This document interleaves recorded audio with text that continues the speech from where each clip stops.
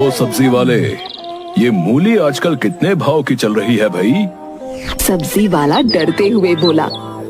अरे सेठ जी, जहाँ तक मैं जानता हूँ तो सब्जी खरीदने तो आपका नौकर या आपकी पत्नी आती है। हाँ हाँ, आज मैंने सोचा कि क्यों ना आज मैं सब्जी खरीदने जाता हूँ। अब जल्दी से मूली के भाव बताओ, मेरा आज मूली खाने का बहुत मन है। मूली हाजमे के लिए बहुत अच्छी होती है ना। आपके हाजमे के चर्चे तो दूर दूर तक राज्यों में फैले हुए हैं सेठ जी। आप मूली खाकर क्या करेंगे? बकवास मत करो और मूली के भाव बताओ, समझे? 20 रुपए किलो। 20 रुपए किलो? इतनी महंगी? पहले मैं मूली चखूंगा, उसके बाद खरीदूंगा। इतना बोलकर गेंदा सेठ ने एक मूली उठा ली और उसे खाने लगा। बहुत स्वादिष्ट है। कुछ ही देर में गेंदा सेठ दुकानदार की सारी मूलियां खा गया और दुकानदार से बोला, तुम्हारी मूली बहुत स्वादिष्ट थी। कल मैं तुम्हारी दुकान से आकर मूली जरूर खरीदूंगा। सेठ जी, इसके पैसे तो दे दीजिए। पागल हो गए हो क्या? अरे चखने के कोई पैसे देता है भला? इतना बोलकर गेंदा सेठ वहाँ से चला गया। दुकानदार सर पीटते हुए अपने आप से बोला, अरे मैं तो बर्बाद हो गया, मैं तो लुट गया भैया। ये भुक्कड़ सेठ मेरी सारी मूली खा के चला गया। अरे कलवा डाकू, तू बड़े बड़े लोगों का अपहरण करता है। अरे इस भुक्कड़ का अपहरण क्यों नहीं कर लेता? सारे गांव को मुक्ति मिल जाएगी। अगले दिन गेंदा सेठ सोकर उठकर सीधे अपनी पत्नी से बोला, अरे जल्दी से खाना लगाओ भाई, मुझे बहुत तेज भूख लगी है।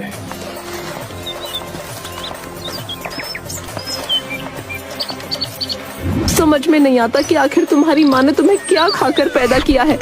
तुम्हारे पैदा होने से पहले शायद उन्होंने हाजमोला की पूरी बोतल निगल ली होगी। उसका नतीजा तुम निकले। तुम्हें जो भी बुरा भला बोलना हो आराम से बोल लेना, पहले मेरे लिए खाना लाओ। तुम्हें आज कोई खाना नहीं मिलेगा। कल तुमने उस बेचारे सब्जी वाले का बेड़ा गर्क कर दिया। पूरी 50 किलो मूली खा गए तुम। उसके सारे पैसे मुझे चुकाने पड़े। गेंदा सेठ क्रोधित होता हुआ अपने घर से बाहर आ गया।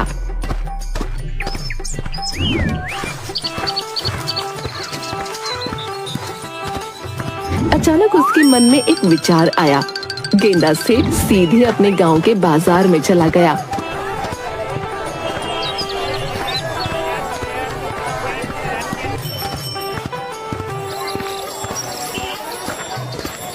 कि तभी गांव का मुखिया उसे मिल गया। अरे भुक्कड़ सेठ, कहाँ जा रहे हो? क्या बकवास कर रहे हो? मेरा मतलब गेंदा सेठ, जाओ जल्दी से अपने घर चले जाओ। क्यों? क्या तुम अपनी बेटी की शादी का न्योता देने मेरे घर आ रहे हो क्या? अरे मेरी क्या मत मारी गई है जो मैं तुम्हें न्योता दूंगा? अरे मैंने सुना है कि कलवा डाकू अपने साथियों के साथ यहाँ पर आ रहा है भाई। कलवा डाकू जो है बहुत बड़ा डाकू है, समझे? तुम्हें पता है, वो लोगों का अपहरण करके ले जाता है और बदले में उनसे ढेर सारे पैसे मांगता है।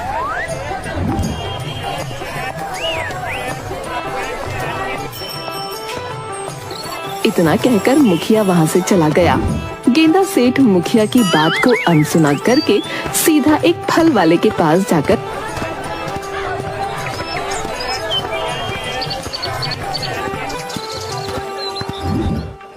अरे भैया, ये सेब आजकल क्या भाव चल रहे हैं? 200 रुपए किलो भैया। अरे बहुत महंगे हो गए हैं। पहले मैं एक सेब चक्कर देखूंगा। भैया मुझे सब पता है? कल तुमने मूली सब्जी वाले का बेड़ा करके कर दिया है। अब तुम वही करने मेरे पास आए हो। चले जाओ यहाँ से, बता रहा हूँ। गेंदा सेठ अपने गले में सोने की मोटी चेन को दिखाते हुए बोला। अरे क्या भिखारी समझा है क्या? ये मोटी सोने की चेन देख रहा है? तू अपनी पूरी दुकान, अपना घर भी बेच देगा ना, तब भी नहीं खरीद पाएगा, समझा? तभी वहाँ पर कलुआ डाकू अपने साथियों के साथ घोड़े पर बैठकर आ गया।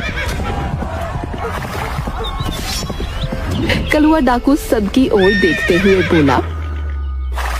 हमारा ही नाम कलुआ है, कलुआ।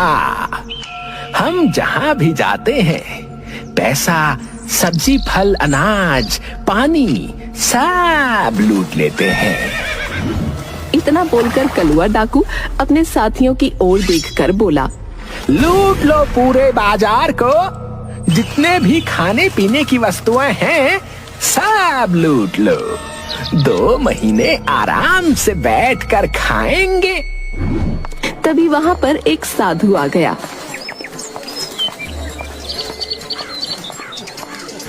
जो कलुआ की ओर देखकर बोला। ये सब गलत है कलुआ। तुम्हें इस तरह से गरीब लोगों को लूटने का कोई अधिकार नहीं है। कलुआ हंसते हुए साधु से बोला। हमारा नाम कलुआ है साधु। बाप का, दादा का, नानी का, नाना का, सबका नाम थुकाया है इस कलुआ ने। देखो कलुआ, मैं दिव्य दृष्टि से देख रहा हूँ कि तुम्हारे ग्रह सही नहीं चल रहे। आज इस बाजार को लूटने का इरादा त्याग दो, नहीं तो तुम जीवन भर पछताओगे। अरे जा जा पाखंडी साधु, हैं? अगर ऐसी बात है तो मैं पूरे बाजार को लूटूंगा भी, और साथ ही साथ इस गांव में एक अमीर व्यक्ति का अपहरण भी करूंगा। तभी कलुआ की नजर गेंदा सेठ पर पड़ी। देखने में तो तू सेठ लग रहा है। अरे मैं गांव का सेठ ही हूँ। मुझे गेंदा सेठ कहते हैं, गेंदा सेठ। कलुआ गुस्से से बोला। हमारा नाम कलुआ है। बाप का, दादा का, दादी का, नानी का, परनानी का, सबका नाम थुकाया है इस कलुआ ने। बड़े बड़े मूर्ख इंसान देखे इस कलुआ ने, लेकिन तेरे जितना बड़ा मूर्ख नहीं देखा। तूने मुझे बता ही दिया कि तू सेठ है। अब तो मुझे तेरा अपहरण करना ही पड़ेगा। इतना बोलकर कलुआ अपने साथियों से बोला। सारे बाजार को लूट लो और इस गंदा सेठ को भी उठा लो। कलुआ गेंदा सेठ को बंदी बनाकर एक खेत में ले गया।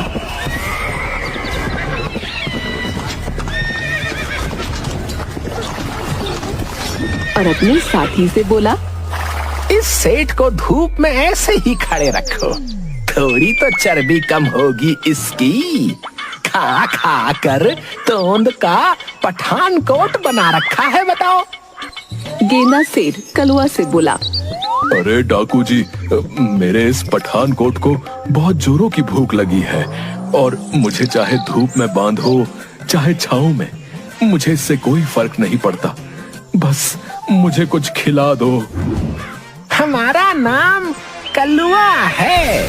बाप का, दादा का, दादी का, नाना का, नानी का, परनानी का, सबका नाम थुकाया है इस कलुआ ने। हम बहुत बड़े डाकू हैं, लेकिन हमने आज तक कभी किसी को भूखा नहीं मारा। तेरी ये इच्छा भी हम जरूर पूरी करेंगे। इस खेत को देख रहा है, ये मेरा ही खेत है।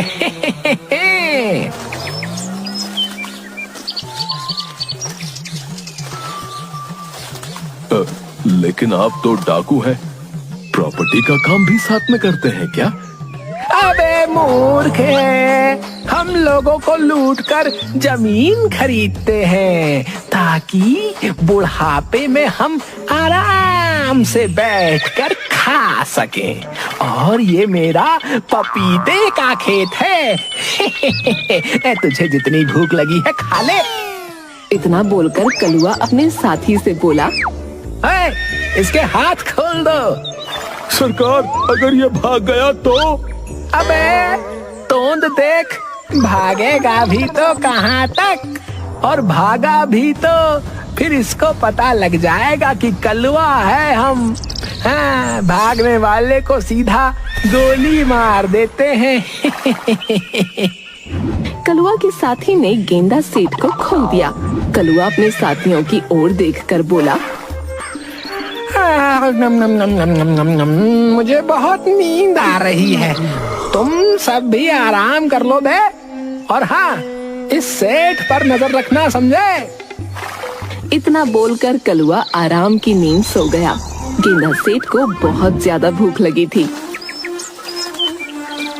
गेंदा सेठ देखते ही देखते पूरे खेत के पपीते चट कर गया।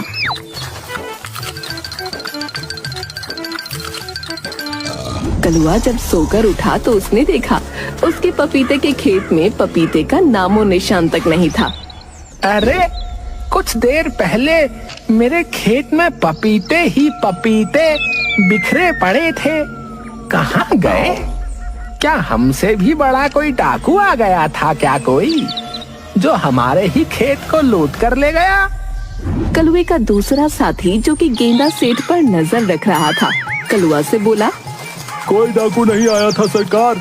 सबसे बड़ा डाकू तो हम पकड़ कर लेकर आए हैं। क्या कहना चाहते हो बे तुम? सारे पपीते ये सेठ खा गया। मैंने अपनी जिंदगी में इतना बड़ा भुक्कड़ कभी नहीं देखा।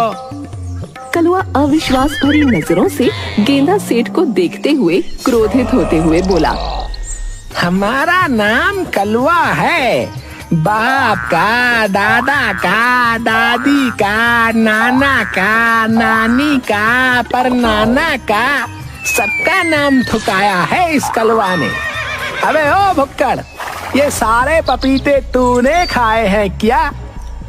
हाँ डाकू महाराज, लेकिन इतने पपीते खाकर तो मेरे पेट का भला भी नहीं हुआ। मैंने तो बस आपके खेत के पपीते चखे मात्र हैं। अबे ओ भुक्कड़, ओए, तूने मेरा लाखों रुपए का नुकसान कर दिया है। मैं तुझे जान से मार दूंगा बे। इतना बोलकर कलुआ डाकू ने अपनी बंदूक निकाल ली कि तभी उसका साथी उससे बोला, ऐसा मत कीजिए सरकार, ये बहुत ही अमीर सेठ लगता है। अब इसको अभी अपने अड्डे पर ले चलते हैं, उसके बाद इसके घर पर फोन करके इसकी फिरौती मांगेंगे। इसने हमारा जितना नुकसान किया है वो सारा वसूल लेंगे सरकार। बिल्कुल सही कह रहे हो तुम। पहली बार तुमने पते की बात की है भाई। कलुआ गेंदा सेठ को अपने अड्डे तक ले गया, जो कि एक गुफा थी, और अपने साथियों से बोला, जितना भी राशन पानी फल फ्रूट हम लूट कर लेकर आए हैं, सब यहीं रख दो, समझे? सुबह इस भुक्कड़ के घर पर फोन करूंगा। सारे साथियों ने लूटा हुआ खाना गुफा के अंदर रख दिया। कलुआ गुस्से से अपने साथियों से बोला, हम अपने रसोइये को भी 3 दिन बाद खाना देते हैं, समझे? मगर ये भुक्कड़ मेरे खेत के सारे पपीते खा गया। तभी कलुआ का एक साथी कलुआ से बोला, सरदार, हमारा रसोइया कहीं नजर नहीं आ रहा सरदार। अरे जाकर देखो जरा, है कहीं भाग तो नहीं गया? सरदार, मुझे लगता है कि हमारा रसोइया भाग गया सरदार। अरे ऐसे कैसे भाग सकता है वो, है? अरे मुझे बहुत तेजी से भूख लगी है, खाना कौन बनाएगा? सरकार, 3 दिन तक जब रसोइये को भूखा रखोगे तो वो बेचारा अपनी जान बचाकर भागेगा ही। तुम सब तो जानते हो कि मुझे भूखे पेट नींद नहीं आती बे। अभी रात भी होने को है, अब मैं क्या करूंगा? तभी कलुआ का एक साथी गेंदा सेठ की ओर गौर से देखते हुए बोला, अरे भाई, तुम खाते तो बहुत हो, मुझे विश्वास है कि तुम भोजन बनाना भी जरूर जानते होगे। भोजन का नाम सुनकर गेंदा सेठ के मुंह में पानी आ गया। आपने तो मेरे मुंह की बात छीन ली। मैं भोजन बहुत अच्छा बनाता हूँ, बहुत ही अच्छा। अपने हाथ का बना हुआ भोजन खाकर मैं उंगलियां चाट कर रह जाता हूँ। हाँ। तभी कलवा गुस्से से बोला, अबे ओ भुक्कड़, भोजन हम अपने लिए बनवा रहे हैं, तेरे लिए नहीं बे, समझा? जब तक हमें नया रसोइया नहीं मिल जाता तब तक भोजन तू ही बनाएगा। चल जल्दी से काम पर लग जा, चल। कलवा अपने साथियों से बात करने में व्यस्त हो गया और गेंदा सेठ भोजन बनाने में व्यस्त हो गया। भोजन बनाते हुए गेंदा सेठ अपने आप से बोला, अरे वाह, खुशबू तो बहुत अच्छी आ रही है और इस खुशबू ने मेरी भूख को जगा भी दिया है। अरे वाह, यहाँ तो भोजन का भंडार है। गेंदा सेठ भोजन बनाते बनाते कुछ ही देर में सारा भोजन चट कर गया। तभी कलवा वहाँ आकर गेंदा सेठ से बोला, अरे क्या हुआ, भोजन बना कि नहीं बना है? भूख से मेरे पेट में चूहे दौड़ रहे हैं। डाकू महाराज, भोजन तो मैंने बना लिया था, लेकिन मुझे बहुत तेजी से भूख लगने लगी थी। मैं सारा भोजन खा गया। ये सुनकर कलवा को अपने ऊपर बिजली गिरती हुई सी महसूस हुई।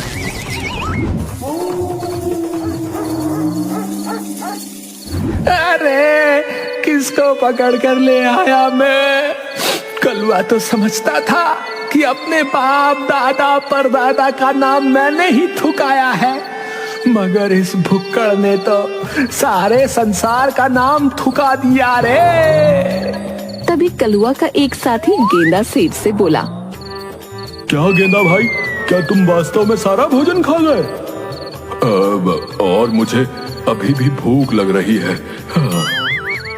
ये सुनकर डाकू के साथी को चक्कर आ गए। कलवा गुस्से से दांत पीसता रह गया। तुझे तो मैं सुबह देखूंगा बे। कलवा और उसके साथी गहरी नींद में सोए ही थे कि तभी उनके कानों में किसी जानवर की आवाज टकराई। कलवा डरते हुए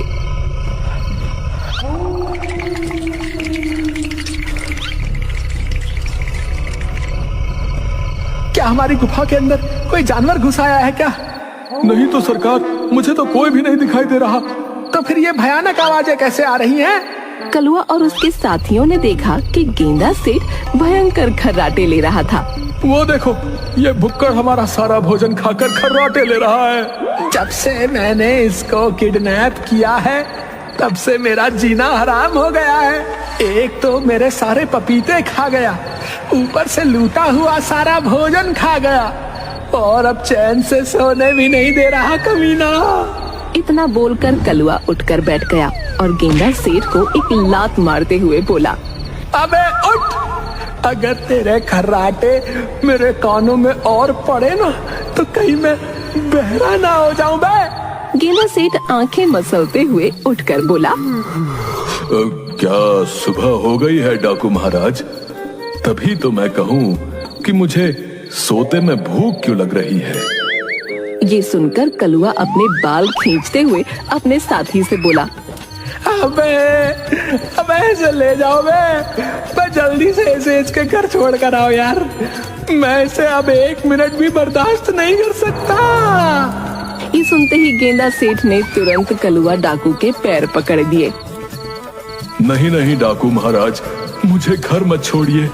मैं आपके यहाँ जीवन भर रसोइये का काम करूंगा और भोजन बनाऊंगा। अबे पागल हो गया क्या? ये क्यों नहीं कहता कि सारा भोजन बनाकर तू ही खा जाएगा और हमें भूखा मार डालेगा? नहीं नहीं, ना तो हमें खाने देगा और ना सोने देगा। नहीं डाकू महाराज, मैं घर नहीं जाऊंगा, मैं बता रहा हूँ। गेंदा सेठ ने कलवा के पैर कसकर पकड़ लिए। अबे छोड़ मुझे, छोड़ दे। नहीं। कलवा क्रोधित होता हुआ अपने साथियों से बोला, अबे तुम सब खड़े खड़े मेरा मुंह क्या देख रहे हो? इस भुक्कड़ की पकड़ इतनी मजबूत है कि मेरे पैरों में दर्द होने लगा है। जल्दी से इसे बांधो। सारे डाकुओं ने गेंदा सेठ को तुरंत बांध दिया। चलो इसके घर पर छोड़कर आते हैं इसे। कुछ ही देर में कलवा साथियों सहित गेंदा सेठ के घर पर खड़ा हुआ था। डाकू महाराज, ये अन्याय है। मैं आपका साथी बनने के लिए तैयार हूँ, मगर आप फिर भी मुझे मेरे घर पर क्यों ले आए? मैं भी डाकू बनूंगा। अब तू सबसे बड़ा डाकू ऐसे भी है। गलती से अगर तू मेरे गिरोह में शामिल हो गया ना, तो कुछ ही दिनों में सारे संसार का खाना कम पड़ जाएगा, समझा?